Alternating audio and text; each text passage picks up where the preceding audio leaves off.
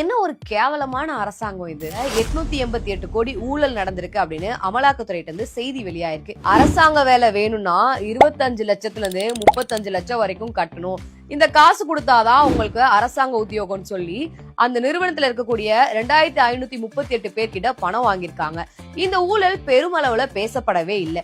இதுக்கு காரணம் எல்லா ஊடகங்களுமே திமுக அரசுக்கு கீழே தான் இயங்கிட்டு இருக்கு. 2538 இன்ட்டு 25 லட்சம் அப்படின்னு இந்த ஊழல் நடந்ததை மக்கள் எல்லாருக்கும் தெரியணும் அப்படின்றதுக்காக ஒரு பெரிய பிளெக்ஸ் அடிச்சு அதிமுக ஆபீஸ்க்கு வெளியில அதிமுக நிர்வாகிகள் வச்சிருக்காங்க. நாட்டுல எங்கெங்கயோ தப்பு நடக்குது, என்னென்னமோ நடக்குது. அதெல்லாம் தட்டி கேட்க வேண்டிய தமிழக அரசுக்கு கீழே இயங்கக்கூடிய காவல்துறையினர் அங்கெல்லாம் போய் நிக்க மாட்டாங்க. ஆனா அரசாங்கத்துக்கிட்ட அப்ரூவ் வாங்காம எதுக்கு இந்த கட் அவுட்டை வச்சிருக்கீங்கன்னு அந்த கட் அவுட்டை உடனடியா அங்க இருந்து ரிமூவ் பண்ணிருக்காங்க. இதுல இருந்து என்ன தெரியுது நமக்கு? நாங்க ஊழல் இப்படிதான் பண்ணுவோம், அதை நீங்க யாராவது தட்டி கேட்டீங்கன்னா அதுக்கு நாங்க இப்படிதான் செயல்படுவோம் அப்படின்னு சொல்றாங்க.